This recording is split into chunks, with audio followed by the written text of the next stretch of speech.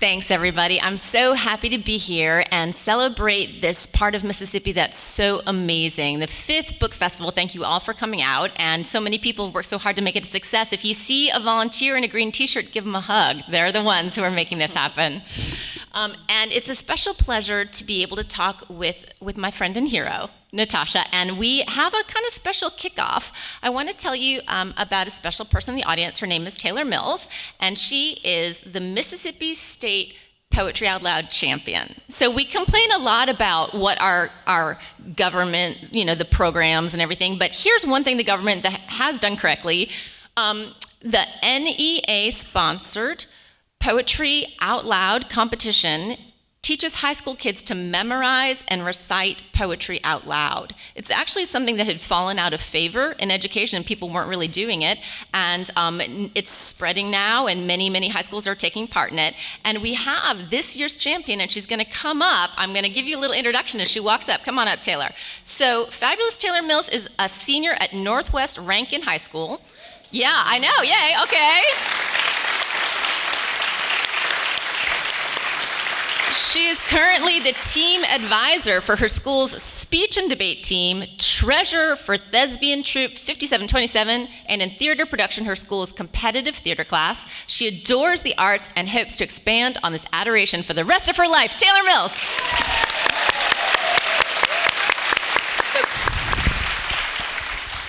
Okay, so today I'm going to be reciting a poem called Requiem by Camille T. Dungy. Sing the Mass, light upon me, washing words, now that I am gone. The sky was a hot blue sheet. The summer breeze fanned out and over the town. I could have lived forever under that sky. Forgetting where I was, I looked left, not right, crossed into a street, and stepped in front of the bus that ended me. Will you believe me when I tell you it was beautiful? My left leg turned to uselessness, and my right shoe flung some distance down the road. Will you believe me when I tell you I had never been so in love with anyone as I was then, with everyone I saw? The way an age-worn man held his wife's shaking arm, supporting the weight that seemed to sing from the heart she clutched.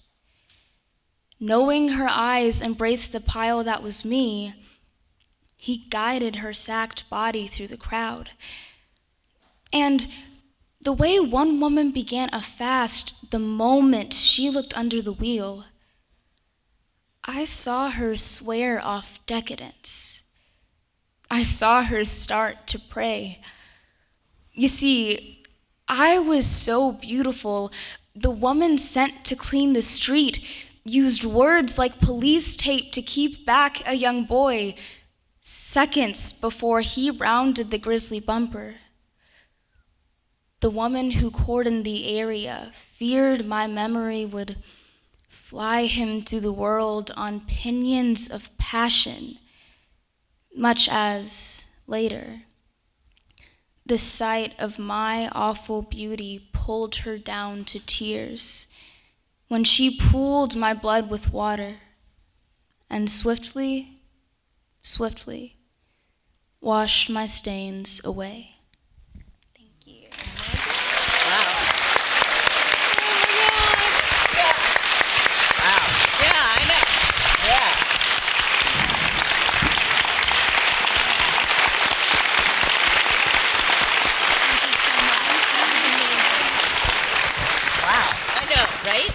Yeah, so Taylor Mills, keep an eye out for her. She's going to be changing our features. Woo. Yeah, so what it means that she was the state champion is she won her school competition, and then she won, of all the schools, she went and did her regional competition, and then she won her district and got to go to state.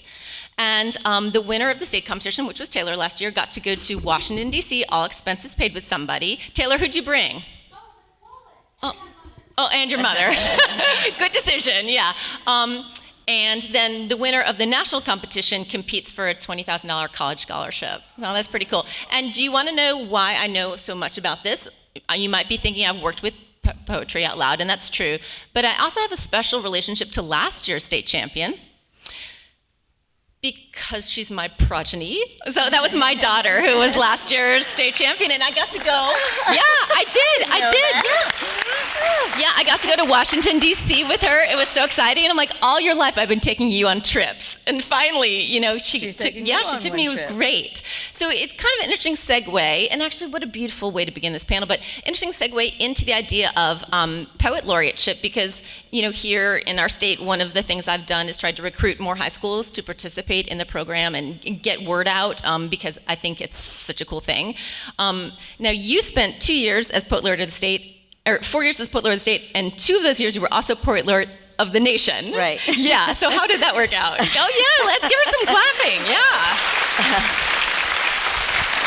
Thank you. Well, so because of being Poet Laureate of the Nation, I spent a lot of time in Washington. I actually moved there for 6 months and held office hours. And one of the reasons that I did that is that I wanted to talk to people, ordinary people, about what we need in this country regarding poetry. I just wanted to hear from, maybe you've been doing this too. I mean, you become the state Poet Laureate and you're supposed to go and do something, but what do you do? Mm-hmm. And I thought, let me listen to other state laureates, let me listen to people who care about poetry to see what needs to happen with poetry. But the best part of going and doing those 2 years there is that I was appointed the Poet Laureate of Mississippi first. So Mississippi recognized me first, and I took that with me to Washington. Yeah, there we go. Yeah, I had read, Natasha, that you held office hours, and I think you were the first Poet Laureate to ever do that. Well, I was trying to be old school. Actually, the first to do it was the last consultant, Gwendolyn Brooks. Mm-hmm. And so she was the last consultant in 1985. Mm-hmm. And so what I wanted to do, and this is, of course, before the official name change. That's why I call her the last consultant. Because it had been consultant to the library, and then became Poet Laureate. Yeah, Poet Laureate consultant. It's long now. But yeah, she apparently was the last one to really be in Washington. Apparently, she answered every single letter she got from school children. I can't say that I did that, but I did want to honor Brooks's memory in the way that she went about the job. So that is why I moved there. And if someone came into your office, I'm just kind of curious. I mean, it's someone you've never met before, maybe someone from Mississippi visiting the Capitol, or maybe just someone in the nation interested in poetry, and they come to your office hours. Like, what happens? What do they want to talk about? What's important to them? So the way that we ended up doing it, it wasn't just sort of open. We had to schedule the hours, and often I would see some individuals who were researchers, maybe people who were writing books on poetry or other poets themselves. Other times I would see groups of school groups, senior writing groups, church groups, and sometimes my favorite would be when 8 to 10 strangers signed up. And I had 8 to 10 people who didn't know me or each other come to a room and just talk about poetry. I loved those the most, because by the end of that kind of fellowship, people left having made new friends, people who care about poetry. And there were some pretty amazing things that happened to me. I mean, people came from all walks of life. I mean, you wouldn't imagine that a lobbyist would come to have a conversation about poetry, but there was a lobbyist who came, not to lobby, but or maybe to go and lobby for poetry in the world after that conversation. That's what we need. Yeah, right. But one of my favorite moments was when a group of Mennonites were traveling from Ohio to go and see their former pastor. And I had given an interview on the Diane Rehm show and happened to mention my mother's name. Mm-hmm. And they recognized it. And they said, that must be Gwendolyn Turnbow's daughter. They had known my mother in the late 40s and early 50s when she was a little girl, because these Mennonites had come down to North Gulfport to sort of minister to the community, help to build a community center. And my mother attended the camp that they ran down in North Gulfport, and they had stayed, some of them, in my grandmother's house. Whoa, that's amazing. And so just because I said my mother's name on the radio, they came to see me. And it ended up that I got to go and do the annual peace lecture at Bluffton University, which is where my mother went as a freshman. She went to a Mennonite school her freshman year in college. It was 2013, exactly 50 years to the date that my mother entered as a freshman, and people still remembered her there. Oh, God, that's amazing. Mm-hmm. What a nice connection to have made, too, with those Mennonites who came to visit you. All because of poetry. Yeah. Yeah. Yeah. Wow. So besides your, holding the office hours, Yeah. what were some of the other duties that you had? And what, if you could say one you were particularly proud of, I'd also be interested in that. Well, there weren't a lot of duties, really. They've still tried to make it just sort of an honorary position, which is why some laureates might just go and write poems and not really do anything. But in recent years, we've had a lot more activist laureates who are doing various projects. I'm sure some of you have heard of many of those projects. Pinsky's Favorite Poem Project, for example, or Billy Collins' Poetry 180, getting poetry in the schools every morning. So all the laureate is asked to do is to open the literary season with a reading, close it with a lecture or reading or some kind of conference in May, and in between, you get to choose the winners of the library's Witterbinner Poetry Prize, who come and give a reading. And so that was the high point, Wow. to award two other poets who are deserving and perhaps mid-career who might not have gotten the recognition that they deserve. That's lovely. I mean, how nice to have a platform to shine the light on people. And I got to do it twice. And the second year that I was asked to do it, there wasn't enough money, I guess, for two poets. And so I talked them into letting me still give it to two poets, because one of them was Jake Adam York, Oh, God. and he had died by then. Yeah. A mutual friend of ours. Sorry. Yeah. I'm gonna make myself who, cry. had a heart attack at age 40, just that terrible thing. A very talented poet. If y'all and don't kind know him, person. you need to read Jake Adam York. Yeah. And also, I still turn to Jake as someone, a model of a white poet who is interrogating race in a really interesting way, Yeah. and interrogating whiteness too, Yeah, right. Yeah. I think he's really someone who ushered that in ways that we hadn't seen before. Right. He was the white poet who started doing that and made way for so many younger poets now who are doing that kind of important work. Right. Yeah. So we won't let him get forgotten. No. Yeah. Well, I'm really excited to talk about Natasha's beautiful new book. This is Monument, and it's her new and selected, and I'm kind of interested in the process of what happens when someone, has a wide, long body of celebrated individual volumes and then has to pick her favorite children and put them in a book. And also, maybe that's going to mean some of your other books go out of print, because people who are new to you will be buying this one now, and you had to make some tough decisions, I bet. Can you talk a little bit about that? Yeah, I actually really enjoyed the process of putting that together, because it was, for me, an opportunity to, through the arc of the book, try to show the arc of my career and my calling, why it is that I am a poet, why I started writing poetry in the first place. I think each of the individual books kind of suggests that, but I think it's sometimes hard for an audience to understand that. Often I would give a reading, and if I read from Native Guard, for example, people would come up to me and they'd say, "Well, do you ever write any poems about your father?"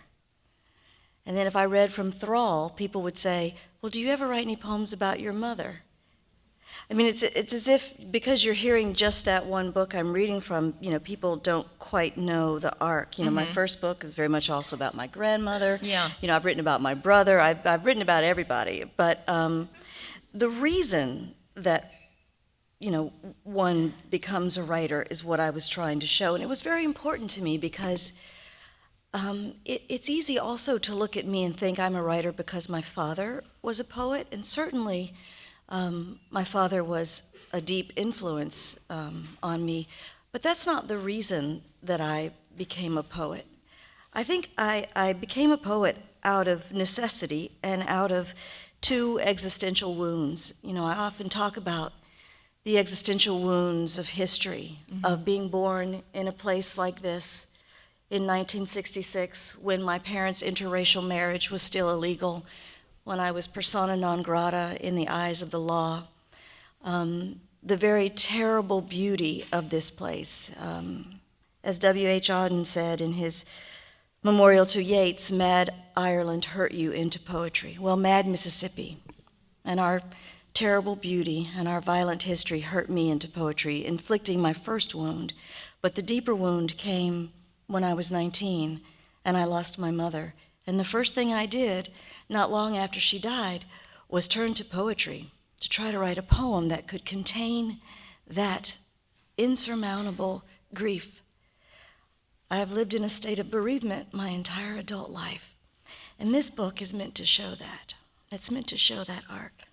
Yeah, I think it does, and it was interesting, knowing the individual volumes as well as I do to see the selections you made and see the story that they told, this bigger story, It reminded me in a way, though, of when you listen to a great album and, it's got its own individual story. Yeah. And then now, of course, we might listen to Spotify or some other music streaming service where you're not listening to an album, telling a story from beginning to end.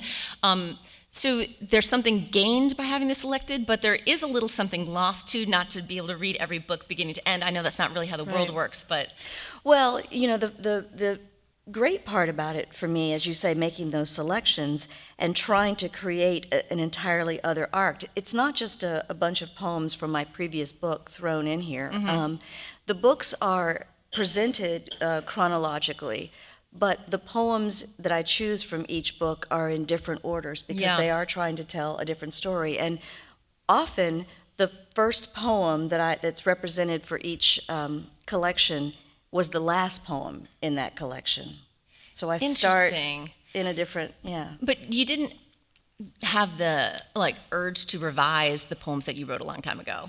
Because I was kind of you must have been a different person when you wrote domestic work. Yeah. That was a long time ago now. Yeah. I think I have a copy at home that probably has some different line breaks annotated. Yeah. But it seemed like you resisted that. Yeah, I did. And I remember talking to David Baker, who's a poet, who was putting together his selected and saying, if he looks at his younger poems and he sees flaws in them, should he fix them to put them in the selected? But that's a whole different person revising that work now. Right. Right. Yeah, I don't know. If I had done that, I don't think that I'd have been able to tell the same story that Monument's trying to tell. Yeah. So I do feel like reading the selected, I was able to have a sense of the larger arc of your work and have your themes crystallized. I also found myself finding some new obsessions of yours that I hadn't really noticed before. For example, I never noticed how much you write about art, but you write about art a lot. A lot. Yeah. And so I'd seen them here and there, but not until I read this book, Right. So do you have any background in art? What is it about art that inspires you to write? I first started writing about images by writing about photographs. I would look at the photographs of Eudora Welty. My stepmother was a poet and also one of my professors, and I remember her giving me my copy of Eudora Welty's photographs to try to help me see my Mississippi again and to see it in those beautiful images. So that's where it began for me. And what I found is that I really liked trying to look at a moment and then animate it, imagine what happened just before or after, and also to look at it through the lens of history, the kinds of things that we can know that the subjects of the photographs at a given moment couldn't possibly know that they were headed for. And so it was a connection to history that then also led me to writing about paintings. That makes total sense because your understanding of history is so nuanced and comes up again and again. Yeah. And what I love about Natasha's ekphrastic work, i.e. her poems about art, is that you're not just describing the painting, like we could all go look at the painting, duh. You know what I mean? That you're bringing some type of new imagination to understanding what it would be like to be the subject of this painting or the painter of this painting or what was happening outside the canvas. Yeah, sometimes people will ask me, are you going to have especially with the book Thrall, because there's so many of those Costa paintings, and they wanted to know if I was going to Tell them publish. what the Costa paintings are. So the Costa paintings were paintings done in colonial Mexico across the 18th century that represented the mixed blood unions that were taking place in the colony. And they were very interesting to me because not only did you sort of see, they were always done in series of 16, beginning with the white Spaniard father, and then all of the different blood mixtures and the offspring of those mixtures, and the various taxonomies created to name those mixed blood children. Having, been born in Mississippi to an interracial marriage when it was illegal, on Confederate Memorial Day, by the way. It's sort of like this was what was given me to write. And so in writing about those, I was interested in them initially because they looked like my family, my white father, my black mother. They looked like us, but I didn't know beyond that what they were telling me. And so it's through the process of writing that you discover what else they're saying to you. And that's why it becomes not only an act of description, it's not simply that, but what else is happening. And the lens that I see them is not the same lens that someone else would see them. Do you want to read one of the Costa poems? Or do you want to read something else? You want to read one of the new ones? Yeah, I'll read something else. Okay, you pick. Yeah, well, since we've been talking about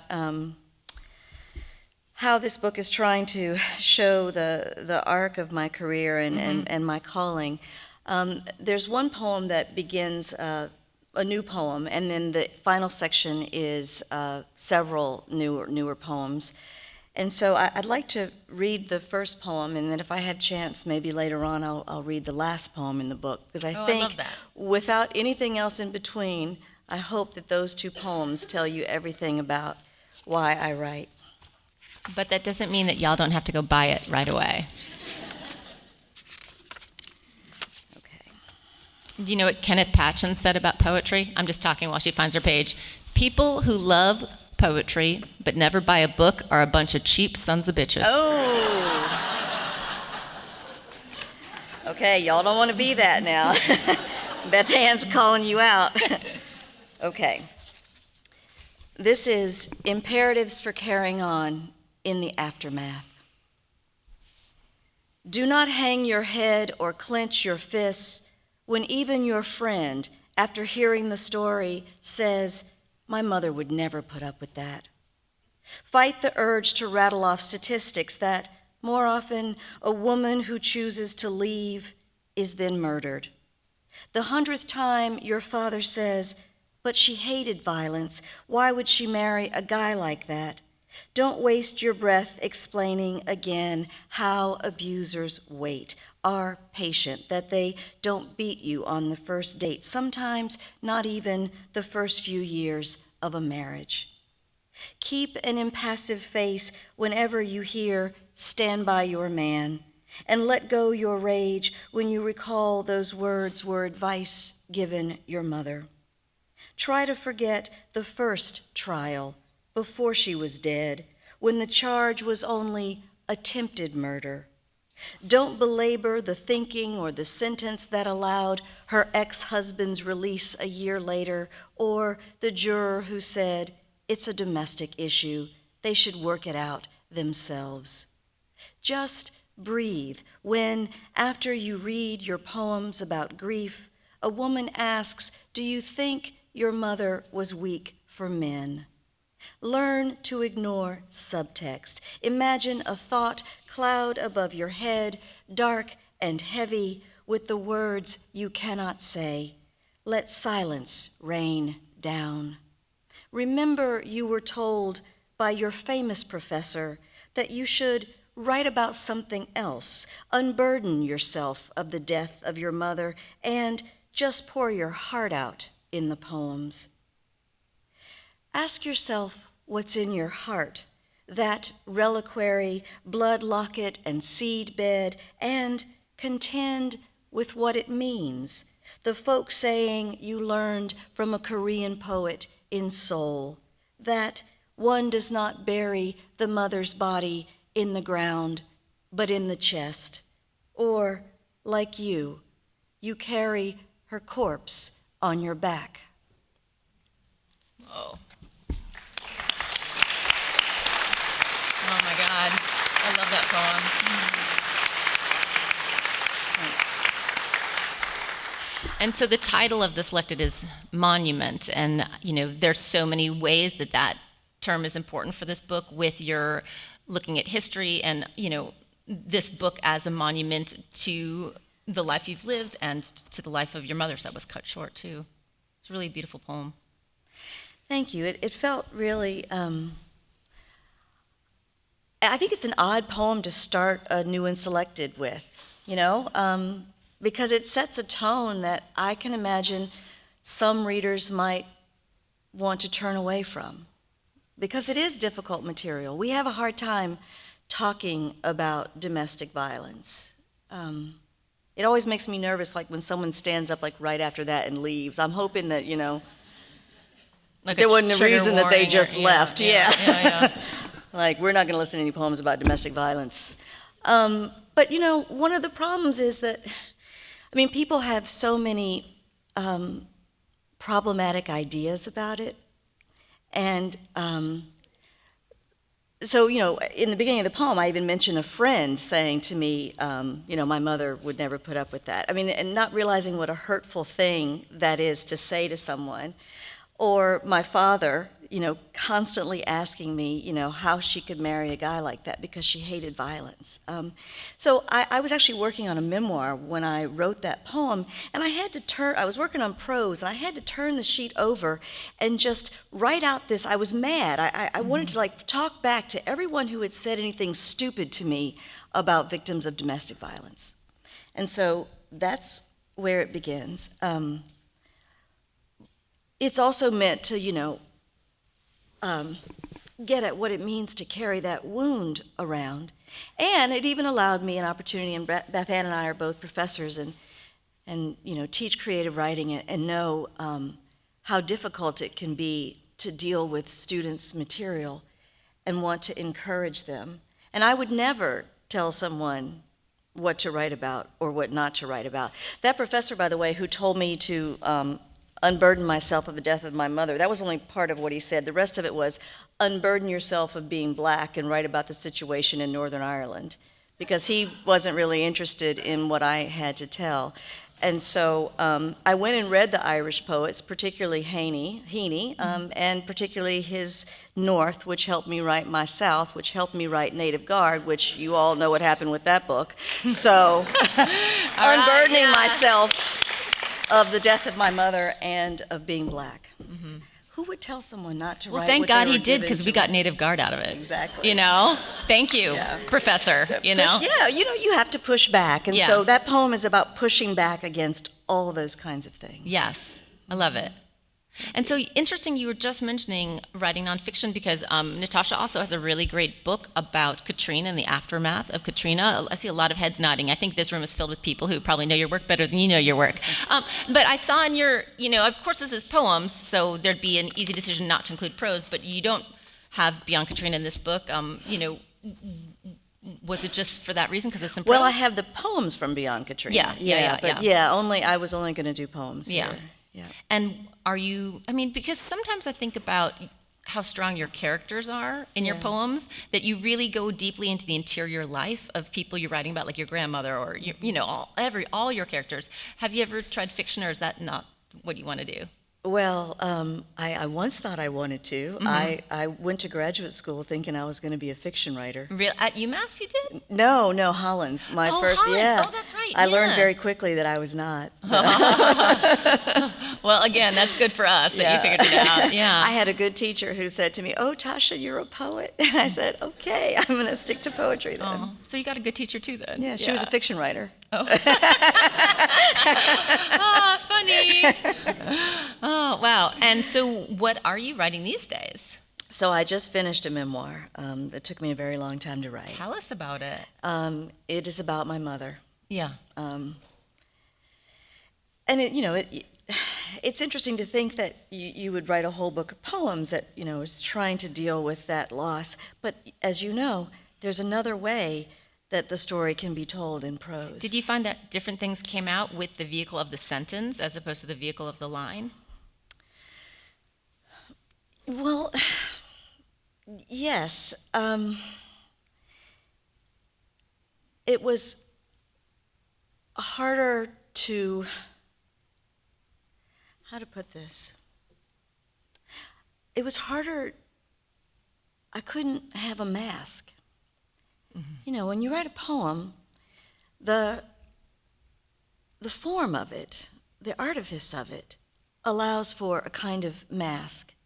And so even if a poem seems completely revealing, there is a distance between, I mean, I would say to you about the stuff that seems autobiographical, the speaker in this poem is doing such, I wouldn't say you, Natasha Trethewey, Yeah. So we do have that idea of a mask, yeah. And even though, I am always, I write, I'm, out of a very autobiographical place as a poet, but, in crafting the poem, I've already crafted that kind of distance. I mean, I think sometimes people say, how is it that you're able to reveal? There's so much that I'm not revealing, that the restraint of a poem allows you not to say so many things, but also to say a lot. I felt that I had to say more in prose, and sometimes it was things that I didn't want to remember. Yeah. I mean, it was an act of remembering that I did not necessarily want to undertake, but felt that it was necessary. So it was difficult to write? Yeah, very. How long did it take?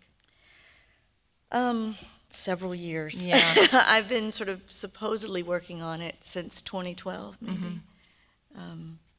It was a hard story to tell. Yeah. And even though I can, read a poem like the one I just read, and I've written lots of poems about my mother, that whole first section of Native Guard, there's a different story that the memoir tells. Well, I can't wait to read it. When will it come out? Next fall.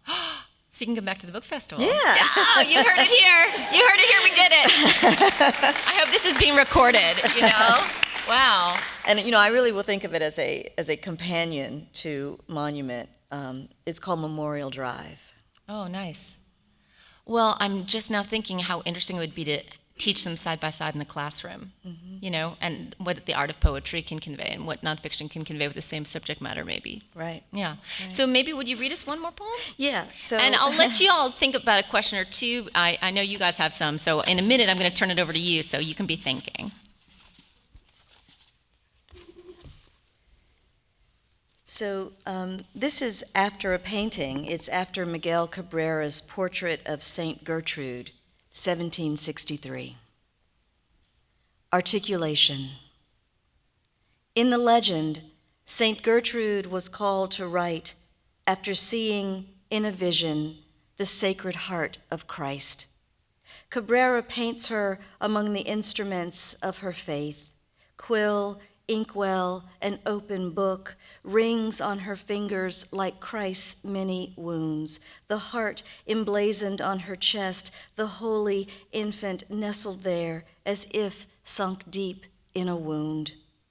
Against the dark backdrop, her face is a wafer of light.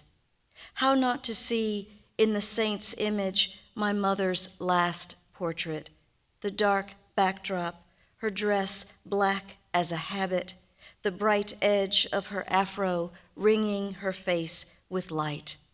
And how not to recall her many wounds, ring finger shattered, her ex-husband's bullet finding her temple, lodging where her last thought lodged.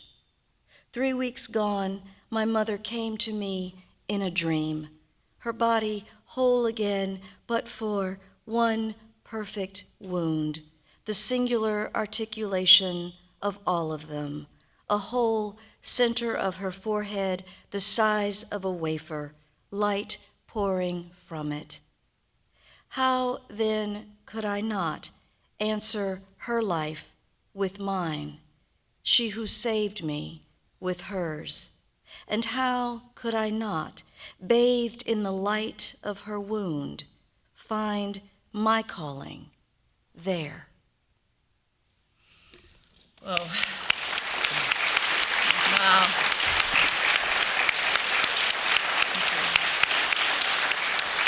Oh my God. Is that the last poem, Natasha? Mm-hmm. Yeah. And it's so interesting to see how that speaks back to the very first poem. Mm-hmm. And so one of the new ones too. But another thing about reading your book in this chronological order is, while I saw a lot of, variation in this and that, I still see the same attention to form. I mean, you're still really interested in crafting the line and thinking about, received forms. And do you want to talk just a second about that? And then I'll let some questions come from the audience. Yeah.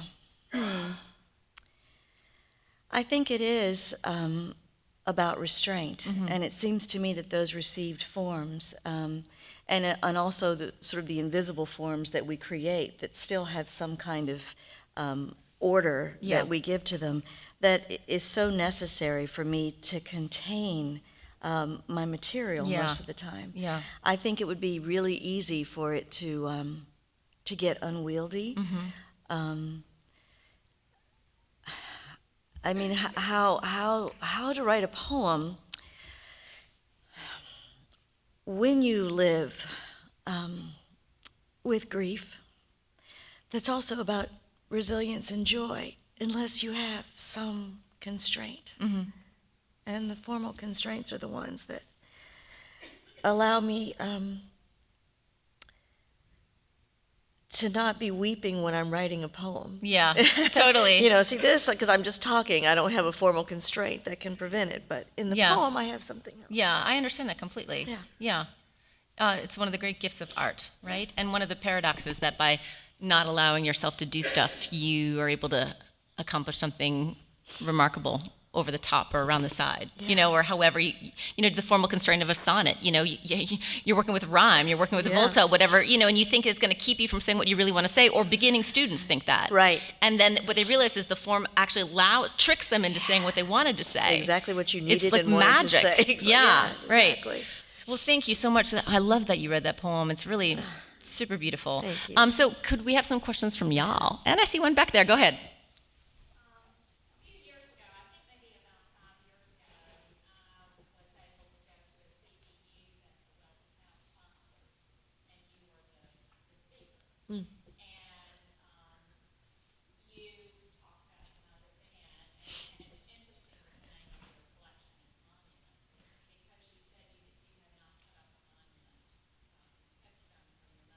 Right.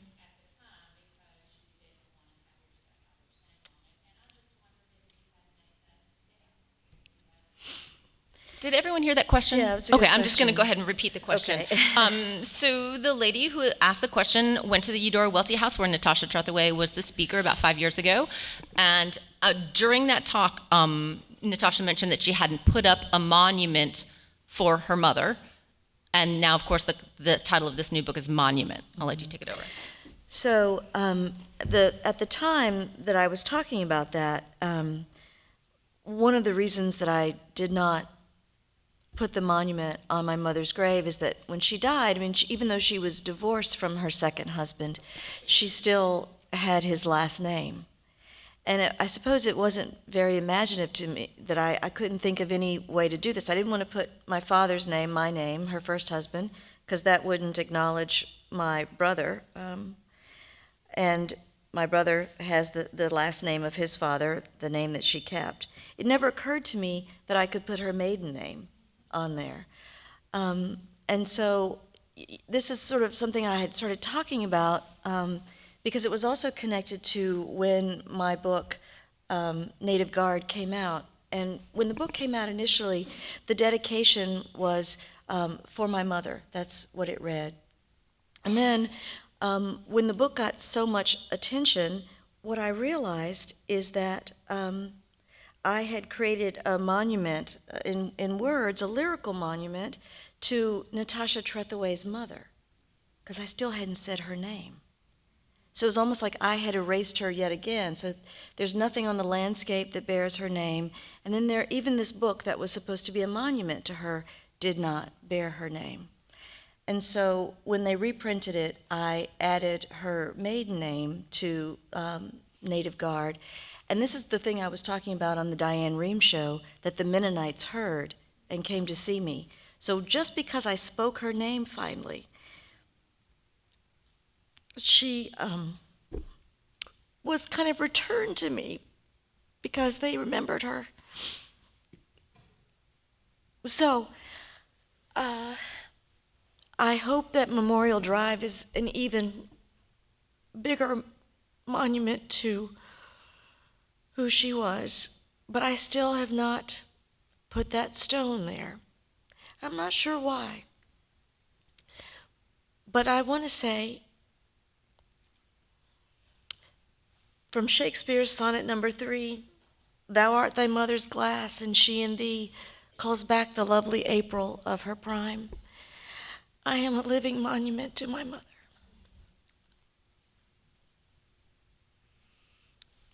Thank you. That's beautiful. Yeah.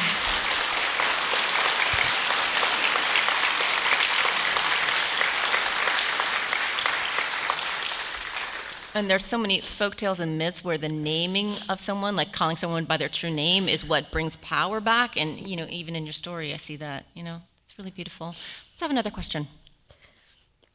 Yes, in the back.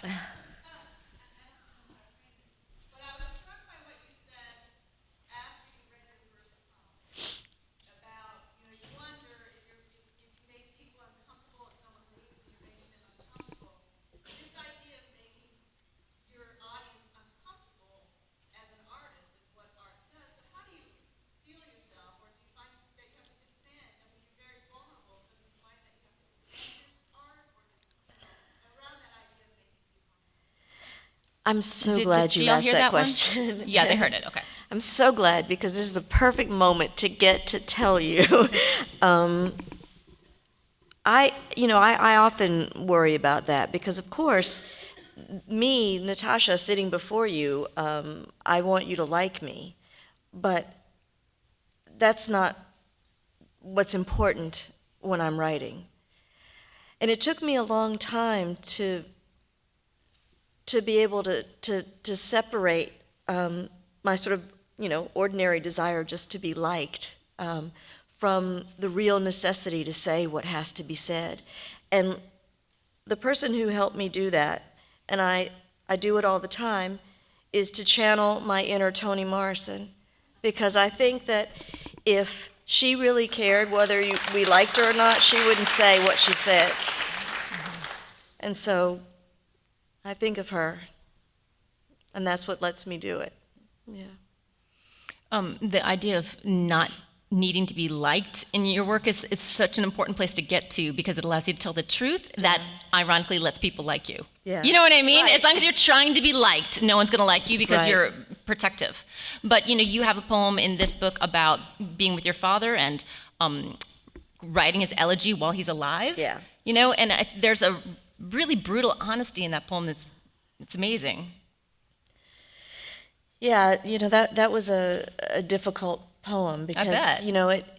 it also, the poems change, of course. I think about the first poem in Native Guard was Theories of Time and Space, which is sort of about going back home down Highway 49 to Gulfport. And I wrote that poem before Gulfport had been destroyed by Hurricane Katrina, and then not long after there was Katrina, and the things that had been very abstract in the poem were literal. Mm-hmm. So, of course, that elegy that I wrote for my father, I was actually elegizing something else. It was something about our relationship that was no longer. Yeah. But now that he is gone, that takes on another meaning. Right. Question? Go ahead, ma'am. Yes.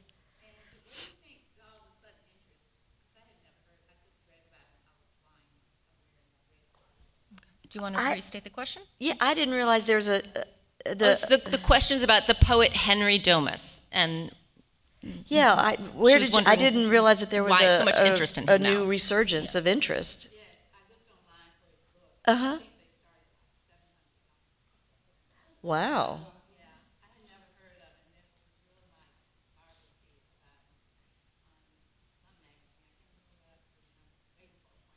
Okay. Well, I'll have to look at it then. I didn't know that.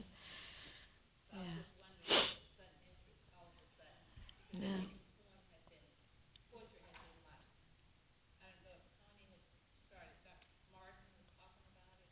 Oh. Okay. Okay. Well, that one's 700, and you can get this for like 25. Did I mention that? You could get like 70 of these for one of those. So I'm teasing. Who else has a question? Yes, right here. What I've gleaned from your talk is that emotions act as an impetus for poetry. But then, how can something so organic and universal lead to such great works of literature? Okay. Did you hear that one? You heard Well, it? thank you Yeah. for that. No, you didn't hear it? You want to hear it one more time? So what this young lady gleaned from Natasha's talk is that emotions are the impetus for art. And, oh gosh, what was the second part? Say it one more time. So I was asking that emotions are so universal. Yes. How can something that we all feel lead to such great works of literature? Yes, how can something that we all feel lead to such great works of literature? Thank you for the question. Yeah, thank you. Well, I mean, I think it partially I think, Beth Ann, you started to answer that about truth, about, that willingness to be open, to be vulnerable, to tell the truth. I think we're lucky that the range of human emotions are, as you say, something that we all feel in our own ways, through our own experiences. They are the bedrock of empathy, which is something that is so necessary to me in poems and necessary to me in art. I want art not only to tell me something about the maker, but also to tell me something about myself and about some experience that I may know nothing about, but I can feel because that level of emotion that we all have is the same. It seems to me that you might be asking, if we all feel these same emotions, can't we all make art out of them? I think so. Ma'am? But isn't the job of the poet to give us the words that we can point to and say, this is what I'm feeling, to articulate through your experience, my experience. Yeah. Yeah, absolutely. So just to repeat the question, the job of the poet, she's saying, isn't it the job of the poet to give us words to recognize our own experiences, right? Yeah. Yeah. Yeah, don't you love that when you We learn the poetry, that's why we were drawn to it. yeah. That's it, thank you. I think that there's always a moment where someone else says for us something that we hadn't yet been able to articulate. I think that there are unknown poets among us who might be able to do just that. I mean, some of us are doing it. Some people are out there writing poems that we may never know about because they're not showing them to us. And yet, I guess what I'm trying to say, it's not just the province of, the professional poets, right, who do it. And I'm sure many of you write and you know what I mean. Yeah, it's a funny thing being in education, as we both are, because we're working with young people, often, trying to become writers, and there's a way that their parents are saying, "What are you doing? What is this going to be worth in dollar terms? Like, what can the kid do with a liberal arts degree?" I have this conversation with people all the time, but I think what poetry is doing is this very thing we're talking about, is educating the emotions, and we think, as people walking around, our emotions are perfectly accessible and transparent and clear, and that's very rarely the case. It's hard work to know how we feel about something, and poetry is one way that we can learn that about ourselves, right? Yeah. Writing, reading, memorizing, like Taylor did. Yeah. Who's got a question? Go ahead. You talked about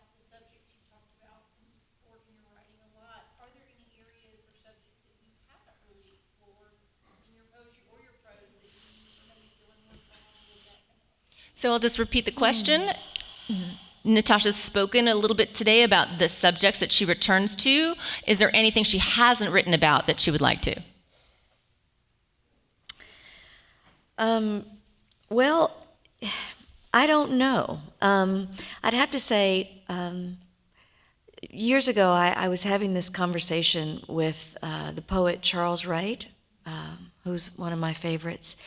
And at this point, it was before his book Caribou came out, and he was asked if he had any more books of poetry in him, if he was planning on writing some more books of poetry. And he said, I've been writing for 50 years. I have about 27 books of poetry at that point, he said.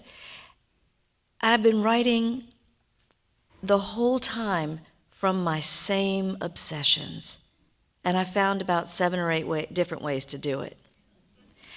The obsessions are always the same. I don't know what they will manifest themselves in, but I think I'll always write from those same obsessions.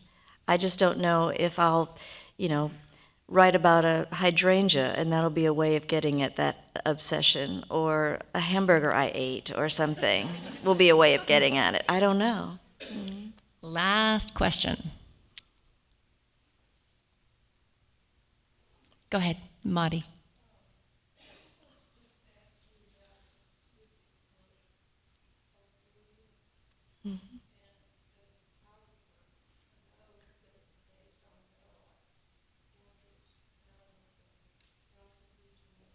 Mm-hmm.